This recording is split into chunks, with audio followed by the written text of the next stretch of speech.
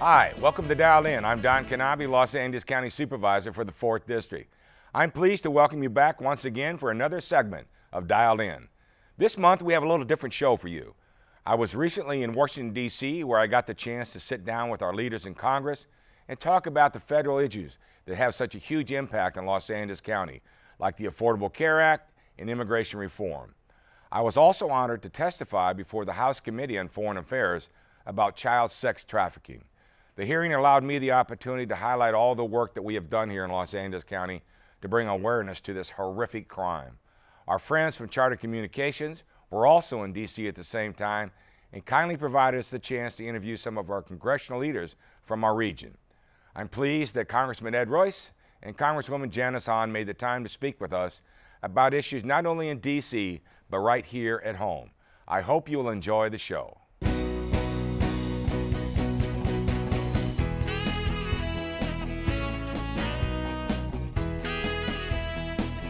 Welcome back to Dial In. My first guest on the show from D.C. is my longtime friend, Congressman Ed Royce. Congressman Royce represents California's 39th district, which overlaps northern Orange County, eastern Los Angeles County in my district, as well as part of southwestern San Bernardino County. He is serving his 11th term and was recently appointed chair of the House Foreign Affairs Committee, where I testified on child sex trafficking.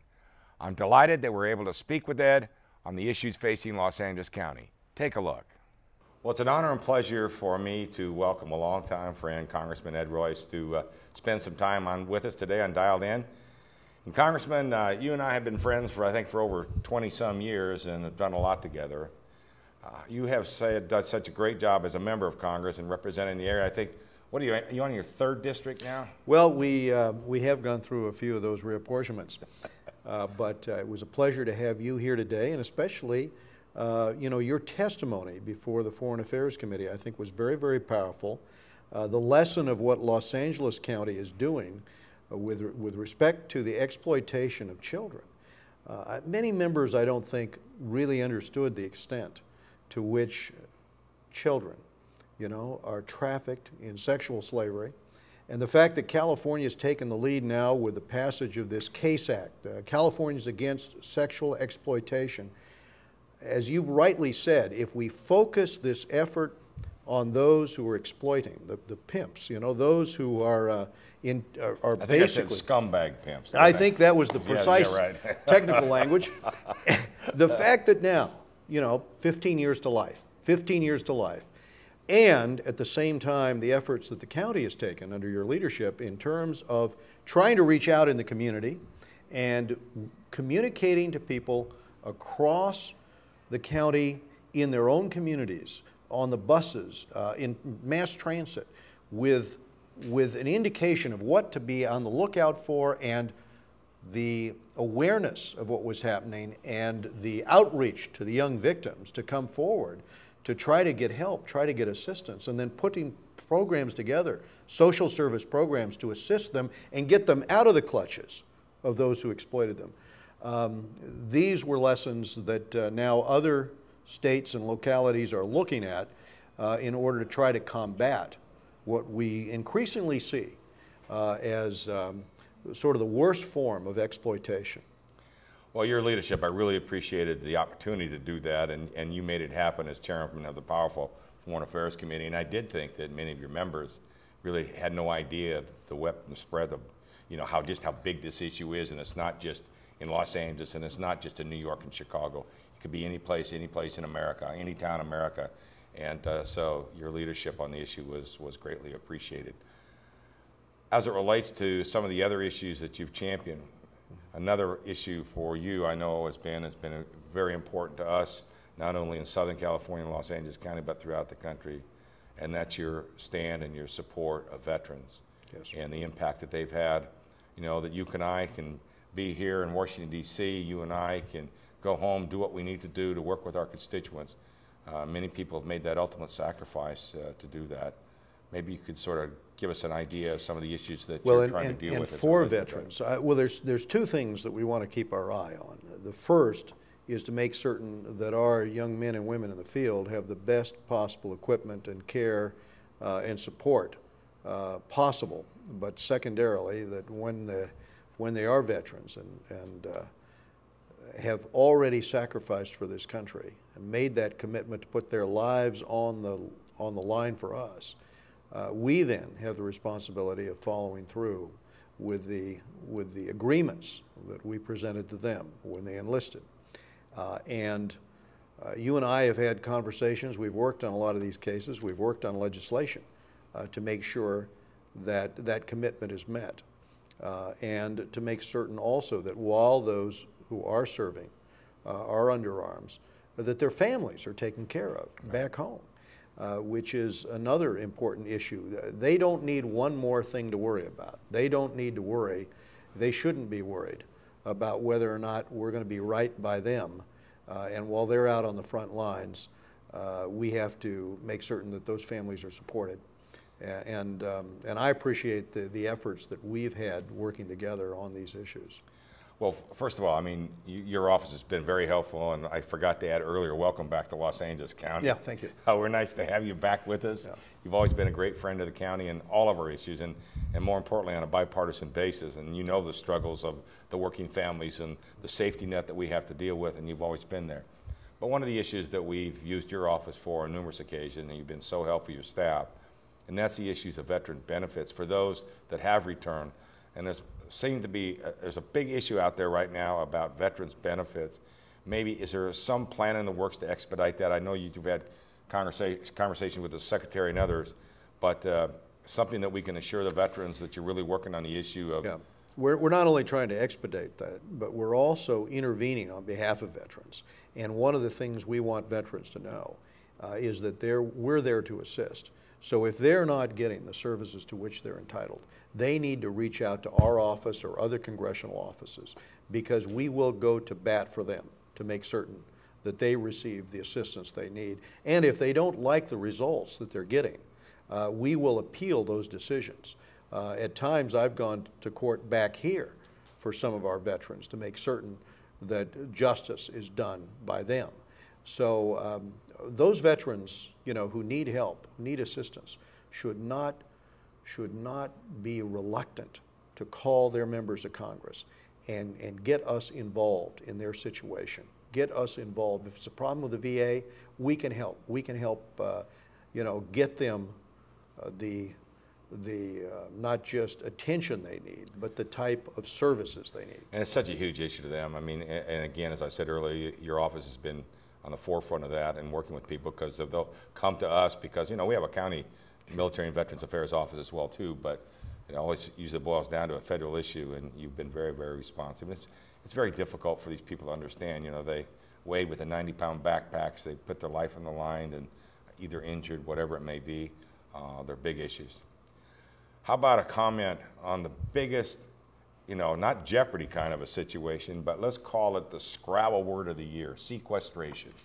You know, to get beyond this, we should make a compromise between Democrats and Republicans, between the Congress and the President, to do what is necessary long-term to adjust the budget deficit. But the idea of just taking a weed whacker approach and just cutting everything without looking at exactly what we're cutting, just cutting it across the board, doesn't work. That isn't the way to make adjustments in the budget. And frankly, the real problems are the long-term problems of dealing with some of these entitlement issues. So the compromise needs to be, well, let's take Social Security, for example, and just be direct about it. You know, we're going to have to pay a little bit more into Social Security, each of us. You know, we need to lift that cap on Social Security some and pay more in, because the fact is that families are getting smaller and smaller. People aren't having 4 children anymore, they're having 2. And people aren't, you know, they're not passing away at 65, thankfully. Yeah, you know, I'm really happy for that. Yeah. It went to 75. I hope it goes to 85, 95. Me too. I did it's too, on the way up. I want to be right there. But what that means is all of us have to recognize that during our working lives, we're going to have to pay a little bit more into Social Security in order for that money to be there. And we're going to have to make other adjustments into Social Security as well. And facing that now, when we can make those adjustments gradually over time, is the way to deal with this problem. That takes the heat off so that we don't have to do this crazy sequestration, which frankly is the wrong way to govern. Well, at the end of the day, again, I said you've been so helpful to the county, but the impact of sequestration is really on the safety net, those most vulnerable that we have to serve, that we're mandated to do either by the federal or state government. So we truly appreciate your willingness to step forward, and I know in many cases take on your own party, but at the end of the day, we all do the work of the people. And you've been a great representative, a great friend. Good luck on that chairmanship. Well, thank you. And most importantly, thank you for taking the time to be with us today. Don, thanks for working with us at the county. All right. Take care. Appreciate it. Welcome back to Dialed In. Normally in this segment, you'd hear me talk about something within government that is a bureaucratic mess and needs to be fixed. But this month, I'd like to share with you a piece of our campaign to create awareness of child sex trafficking in Los Angeles County. My opportunity to testify in Capitol Hill about our efforts to raise awareness and protect these young victims was a culmination of 18 months of hard work getting the word out about this very horrific issue. Along with the launch of our billboard and metro advertising campaigns last June, we also released an awareness documentary. It features an interview with a survivor of child sex trafficking, as well as a ride-along with an undercover sheriff vice unit. Manipulated is a gritty and real look at the issue of child sex trafficking that is not just happening over there in a third world country, but right here in our own communities. Since it was released, it has accumulated over 42,000 views in over 176 countries. I now present to you, Manipulated, Child Sex Trafficking in Los Angeles County.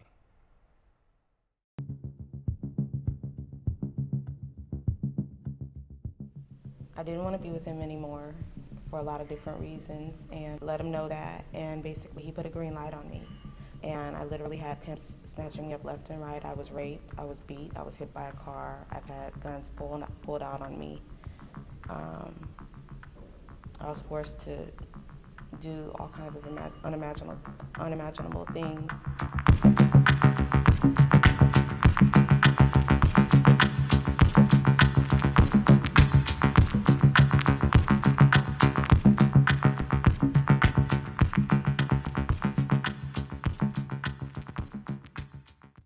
Sick to my stomach. I mean, I can't imagine someone at that age, particularly if you know that they've been out in the streets since their early teenage days.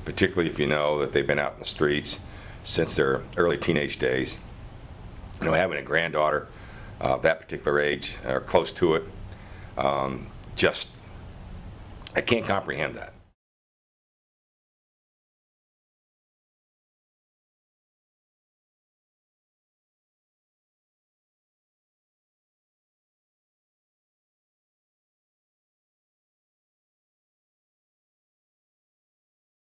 They bring them in, and in the beginning it's all about, let's go to dinner, let me buy you things, let me get your hair done, let me get your nails done. And then it becomes, if we want to sustain this is what I need you to do for me.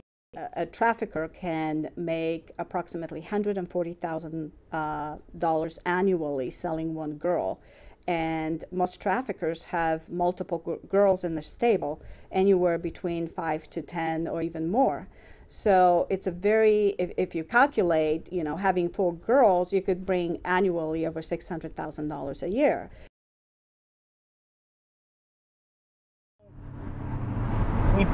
They're probably out here. We don't see them like every single night when we come out here. We do go after the young ones, ones that we think are young or young appearing.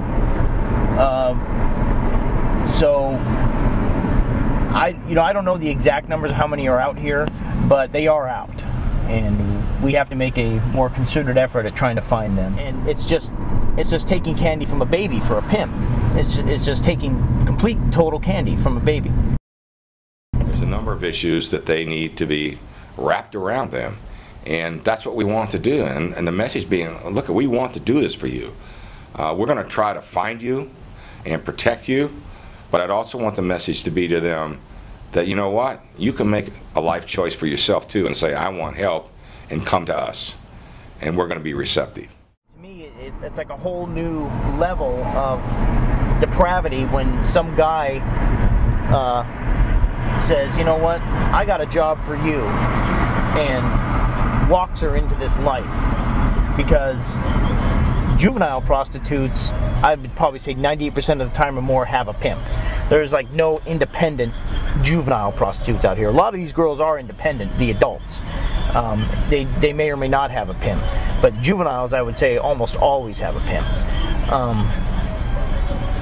But that's somebody who took a kid who was vulnerable, who comes from a broken home, who comes from a very bad set of circumstances in her personal life, and just manipulate it. And that's what the pimp is all about. It's about manipulation. You know, meeting a guy meeting a girl and taking a juvenile and taking her out onto the boulevard or onto any tract and saying, "This is what you're going to do for me," and selling her a whole boatload full of lies is just, and then putting her in this life, and then her risking, you know, venereal diseases, risking you know, beatings and rape and everything else is just, it's just unacceptable on so many different levels. It's unconscionable, and you know, at the end of the day, these girls are going to die. That pimp doesn't care about them. Once they're used up, they'll just throw them to the side. And then the hard thing is, and that's where we have to come in and be able to protect these young girls. Sometimes if they want to break the cycle, they come to us, or they work with everybody else. Some of their others, you know, sisters, turn them in to their pimp, and then their life becomes endangered.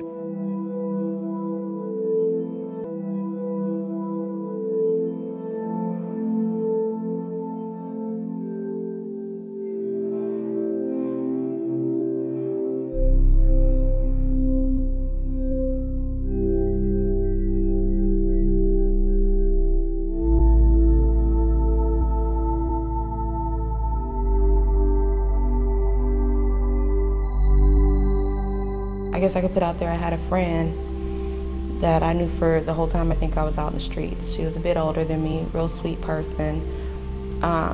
She died not too long ago. She got shot point blank range in the head and died by a trick or a pimp, we don't know. And she never knew her self-worth. She always thought that she was going to be just what she was, and she could have been so much more, and she allowed these pimps to do that to her. And I just want these young girls, or people in general, to know that there's always a way out. And I don't know.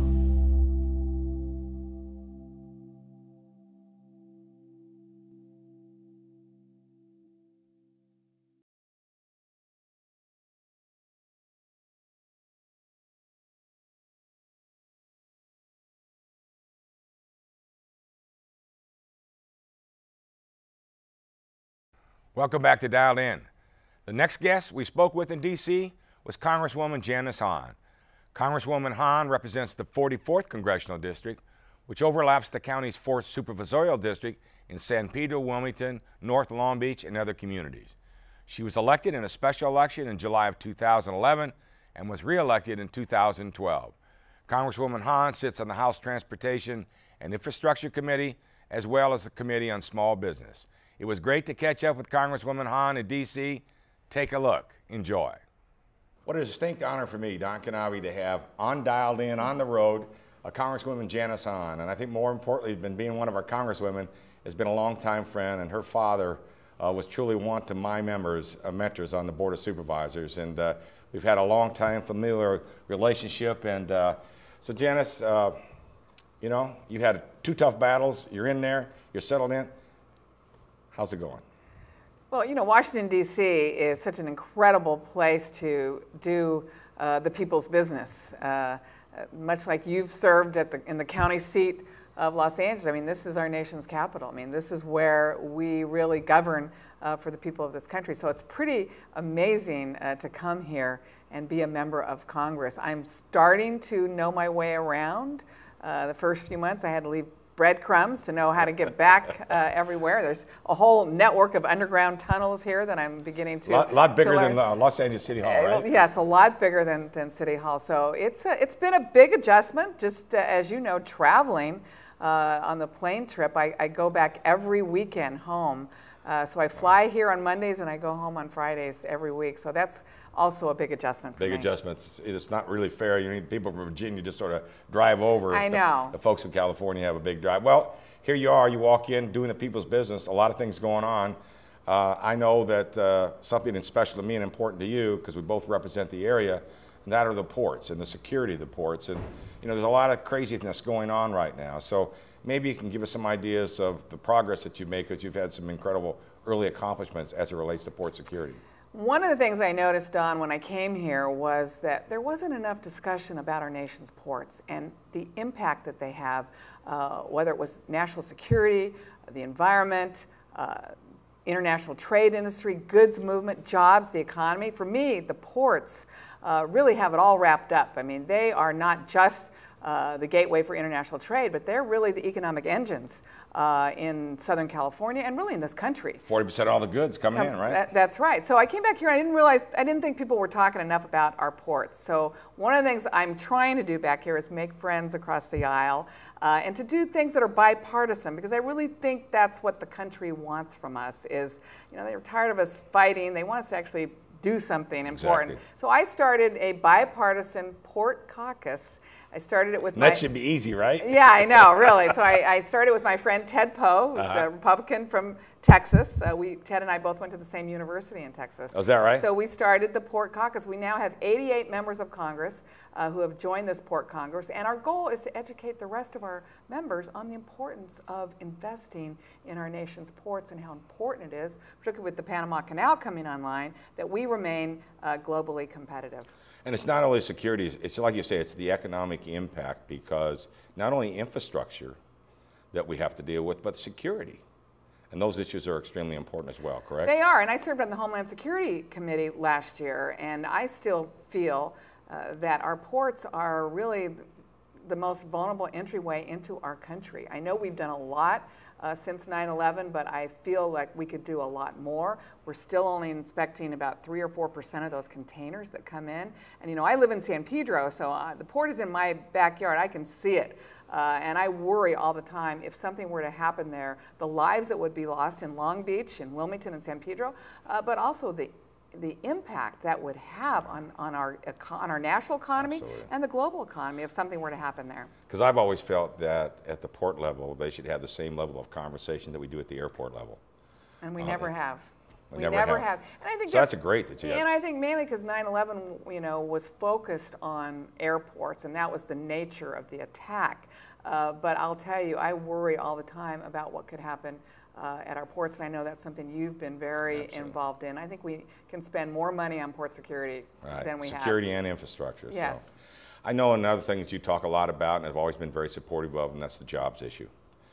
And I don't think the American people really realize, or maybe they do in different parts of the country, but it's really hard to let folks know the impact of sequestration. We had a situation out there in Bellflower where this valve company, a simple valve company that's been a family business for years, the impacts of sequestration are being felt. And as you mentioned earlier, the work of the people and getting things done and the bickering. Is there improvement in that area? You know, the very first vote I took after I was elected in July of 2011, brand new person, it was a special election, so I really was just thrown in here. It was kind of Right. sink or swim. The biggest issue, the first issue I voted on was this idea of, you know, the Budget Control Act, which put into place sequestration. I thought it was a bad idea then, and I voted no. And that was my first vote against the grain, because they really wanted everybody to vote for that. They felt like it was the only way to force compromise. And I felt like I came back to a Congress that was very gridlocked. There was not a lot of compromise, and both sides were really very stubborn in how they wanted to come together. So I was nervous that this hammer would actually happen, and that's exactly what happened. And that's a bad idea. That's not how you govern. You don't have automatic triggers that you know, will start a domino effect of how you govern. I mean, we're elected to make decisions ourselves. Yes, we need to, you know, cut the debt. We need to get a handle on the deficit. But this kind of a sledgehammer really hurts job creation. It's hurt small businesses. We know it hurts the elderly's, Meals on Wheels, Head Start. A lot of It's had a programs. dramatic impact. You know, Section Yeah. 8 housing, Right. the most vulnerable people are really impacted by it. And, you know, it's just one of those things you sort of gets out, and all of a sudden you're having to fix the little things, whether it be the FAA or which whatever. we fixed the FAA last week, which shows that we can do something, right? The Senate passed that on Thursday night. The House passed that on Friday morning. That was the quickest thing we ever did. So we can work together if we have to, but I don't think this sequestration is the way to go. We need to replace it with responsible, common sense cuts while we continue to invest in the things that matter to people. Yeah. Well, you know, one of the things that you've been associated with early on, and I think is personally is a good idea, and that's this new institution back here. They're starting to make noise about no labels. Well, again, you know, I grew up in, you know, my dad was a county supervisor. My brother and I both were in city government. We're in nonpartisan jobs back there. We got along with everybody. You know, you had to. We had to, or we wouldn't have ever been able to govern. And I come back here, and it's really a team sport. It's us against them. And that was not, you know, my MO. That's not how I solve problems on the city council. So this group called No Labels is dedicated to the idea that, yes, Republicans and Democrats probably see the world differently, but are there things that we can agree on? Is there common ground that we can find and actually solve some problems for the American people? And I said, sign me up. Yeah. That's a group I want to be associated with. Well, you started out with the ports and everything else. I mean, it's just, it's really frustrating for people to sort of sit back and watch, and particularly, I mean, you know the results of local government from being from the city council, the impact of those partisan decisions on nonpartisan segues, Right. and it's really difficult. Well, you mandate, yeah. and you want to. And you know, Don, I mean, we don't get things done in government or politics if you don't compromise. Not everybody gets everything they want. You have to come together and solve the problem. And they act like compromise sometimes. It's like selling your soul, and it's not selling your soul. It's fixing problems. I mean, that's the great thing about a nonpartisan position. Like, you know, at the end of the day, you have to fix the problems. You don't get to talk about all the esoteric kinds of things. No, when somebody comes to a clinic, they say, "Are you Republican, Democrat, Libertarian?" Exactly. Absolutely not. Exactly. Well, I wish you good luck in that. Thank you. Actually, I was hoping to come to. They were trying to have a reception. I was going to try to attend while I was back here in D.C. So to encourage that, because I think it would be a great idea. I think that when I talk about things that I do back here in Congress, that usually gets the biggest applause. That I'm actually doing something, I'm reaching across the aisle, I'm trying to make friends, relationships. Right. It's really all about relationships. Oh, is it ever? And I like to be associated with people who say, yeah, we got some differences, but we have to come together for the good of the American people. Well, listen, Janice, Congresswoman Janice Hahn, I really appreciate you taking the time to be with me back here in D.C. and share a few moments. We've been friends for a long time, and wish you the very, very best. And we've always had an incredible working relationship. We so have. Thank you. We have. Thank you. Thanks again for tuning in to Dialed In with Don Knabe. As always, I appreciate you taking the time to watch, and I hope you learned a little bit more about the importance of strong relationships with other levels of government. Here is your "they said what" moment, straight from former House Speaker and GOP presidential candidate Newt Gingrich. He recently tried to spur a conversation about new technology by going on a very puzzling rant about cell phones and handheld computers. Take a look. We're really puzzled. We've spent weeks trying to figure out, what do you call this? Now, I know you probably think it's a cell phone. It's taking pictures. It's not a cell phone. If it has a McDonald's app to tell you where McDonald's is based on your GPS location, that's not a cell phone. If you can watch YouTube, that's not a cell phone. This device is something new and different. I've been calling it a handheld computer. But I decided that really was misleading because, you know, while it has the computing power of a 2003 laptop, so we'd love to have your ideas and your thoughts. Please leave a comment. What would you call this? To have a new conversation about recentering American politics and government around the kind of breakthroughs that... Ouch, Newt. That was painful. You spent weeks trying to figure out what to call a cell phone? Sure looks like an iPhone to me. You know that little device that many 7-year-olds are carrying around right now? You're giving us old folks a very bad name. But I think more importantly, those who serve in government must stay connected with our constituents on Facebook, Twitter, YouTube. Social media is playing such a huge role in today's world, and it's crucial that our residents have an open connection with their local governments through an iPhone or whatever the heck that thing is. But more importantly, thanks again for watching. We will see you next month with a brand new episode of Dialed In.